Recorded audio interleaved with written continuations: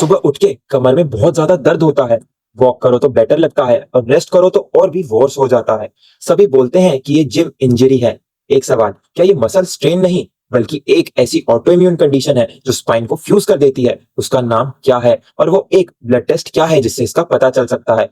Ankylosing spondylitis एक ऐसी condition है जिसमें इम्यून सिस्टम स्पाइन के जॉइंट्स पर अटैक कर देता है, जिससे वहां सीवियर इन्फ्लामेशन हो जाती है और धीरे धीरे बोन्स आपस में फ्यूज होकर बैम्बू स्पाइन बना लेती हैं, जिससे परमानेंटली हर्ज्ड पोस्चर हो जाता है। इंडिया में इसकी डायग्नोसिस में अक्सर 8 से 10 साल की देरी हो जाती है, क्योंकि यंग मैन के बैक पेन को आम थकान समझकर डिसमिस कर दिया जाता है। इस डिले में जो बोन फ्यूजन हो जाती है वो रिवर्स नहीं हो सकती, पर अर्ली स्टेज पर नसेड्स यानी non steroidal anti inflammatory drugs और बायोलॉजिक्स इस डिसीज को पूरी तरीके से अरेस्ट कर सकते हैं। साइंस को समझिए। स्पाइन की वर्टिब्रा के बीच कुशन्स होते हैं जो मूवमेंट में हेल्प करते हैं। एल्काइलोजिंग स्पॉन्डिलाइटिस में इस जॉइंट्स के अंदर इन्फ्लामेशन हो जाती है और बॉडी उसे रिपेयर करने के चक्कर में एक्स्ट्रा बोन बनाने लगती है, जिससे जॉइंट फिल हो जाते हैं और स्पाइन रिजिड हो जाती है, बिल्कुल एक बांस यानी बम्बू ट्री की तरह। सुबह स्टिफनेस इसीलिए ज्यादा होती है क्योंकि रात को इन्फ्लामेशन पीक पर होती है, और चलने फिरने से ये बेहतर इसीलिए लगती है क्योंकि मूवमेंट ब्लड फ्लो को बढ़ाकर इन्फ्लामेशन को कम करती है।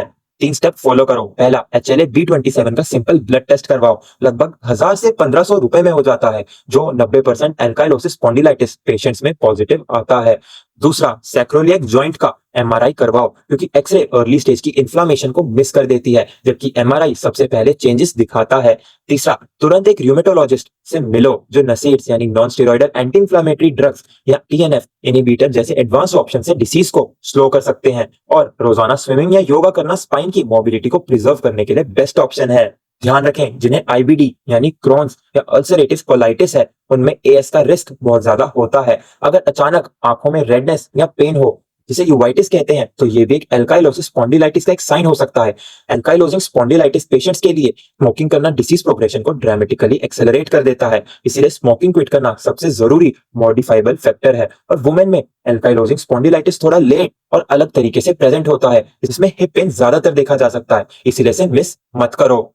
तो जवाब है HLA-B27 ब्लड टेस्ट और सुबह की ऐसी मॉर्निंग स्टिफनेस जो चलने फिरने से बेहतर हो। ये दो चीजें मसल स्ट्रेन को एल्काइलोजिंग स्पॉन्डिलाइटिस से अलग करती हैं। 8 से 10 साल वेट मत करो। अगर ये साइंस हैं तो तुरंत र्यूमेटोलॉजिस्ट से मिलकर MRI सैक्रोलिक जॉइंट करवाओ। इस वीडियो को सेव करो और उन सभी यंग मैन को भेजो जिन्हें क्रॉनिक बैक पेन रहता है। कमेंट में बताओ, क्या आपको भी सुबह उठते ही कमर दर्द होता है? चलने से बेटर हो जाता है, हाँ या नहीं? और उन दोस्तों को भी टैग करो जो इसे जिम इंजरी बोलकर इग्नोर कर देते हैं।